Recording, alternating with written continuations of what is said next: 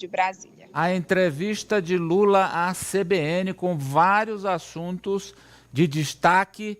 Começamos pela taxa das operadoras chinesas que vendem aqui sem, ou vendiam, até agora continuam vendendo, sem impostos, mas isso vai mudar, Ari. Lula diz que é contra a taxa das blusinhas, mas não vai vetar por acordo com o Congresso. Raniele. Enquanto isso, meu carrinho aqui está cheio. Aproveitar logo para comprar antes da sanção. O presidente disse que vai sancionar esse projeto de lei do Mover sem vetos por causa do acordo feito com o Congresso Nacional. Mas ele disse que é contra. Ele disse que foi um jabuti que virou realidade, que o valor de $50 era muito baixo. Vamos ver. Tem que provar que tem prejuízo. Agora, eles nem discutem com o governo, eles vão diretamente num deputado e pedem para fazer uma emenda. Essa emenda da blusinha, ela entrou num programa Mover que não tinha nada a ver com isso. Foi um jabuti colocado no Congresso Nacional. Sabe, aí você tem que ficar transformando esse jabuti em realidade. E ele disse que vai sim sancionar, porque é fruto de um acordo com o parlamento brasileiro. Inclusive, Lula foi convencido pelo ministro Fernando Haddad, ministro da Fazenda. Vamos a outro trecho, Raniele, onde Lula faz críticas duras ao presidente do Banco Central, é isso? Amadeu, não estou escutando. Tá digitalizando o seu áudio. Bom, enquanto a gente refaz lá, mas vamos tocando com essa fala do Lula sobre Campos Neto, presidente do Banco Central. Lula disse que ele não é independente, não, e que ele é mais ligado ao governador de São Paulo, Tarcísio de Freitas, do que ao presidente da República, o que é uma distorção. Sinceramente, tem mais do que eu. Porque, veja, não é que ele encontrou com o Tarcísio numa festa. A festa foi do Tarcísio para ele. Foi uma homenagem que o governo de São Paulo fez para ele. Certamente porque o governador de São Paulo está achando maravilhoso a taxa de juros de 11,25. Ou de 10,50. 10,50. Realmente está achando maravilhoso. Então, quando ele se autolança a um cargo, eu fico imaginando, sabe, nós vamos repetir o Moro? O presidente do Banco Central está disposto a fazer o mesmo papel que o Moro fez? O paladino da justiça, com o rabo preso a compromissos políticos? Então, o presidente do Banco Central tem que ser uma figura séria, responsável, e ele tem que ser imune aos nervosismos momentâneos do mercado. Ele tem que dirigir a política monetária desse país, levando em conta que nós precisamos controlar a inflação e crescer. Lula disse que quando Henrique Meirelles foi seu presidente do Banco Central nos 2 primeiros mandatos, ele tinha muito mais independência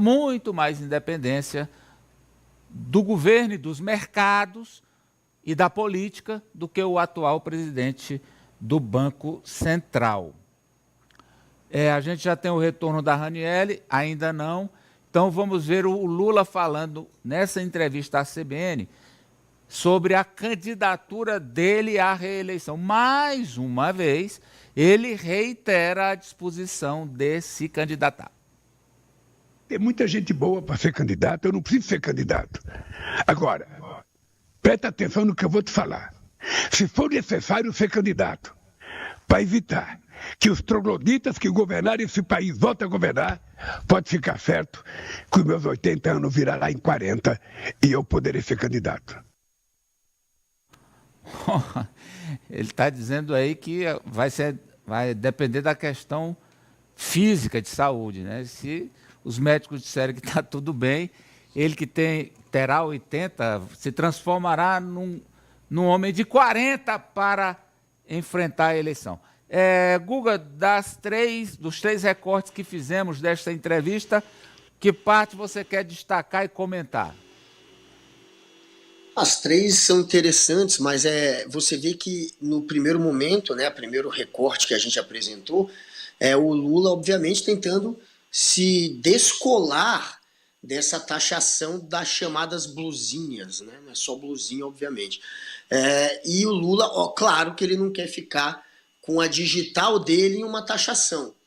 Mas a gente sabe que essa ideia, por mais que agora tenha sido levada a cabo e adiante por deputados do Centrão, ela partiu também do governo. No ano passado, o Haddad tinha já essa intenção, o governo tem também esse interesse. Mas é claro que o Lula vai querer se descolar disso. É muito ruim ficar com essa imagem. A Janja já alertou, era ela que faz, né, esse trabalho de sentir o clima das redes. Ela é muito forte nas redes sociais, é a sexta com maior engajamento no Twitter entre os brasileiros. Então ela percebeu, e todo mundo percebe, que isso é muito ruim para o Lula, principalmente com relação aos jovens que usam muito esse serviço.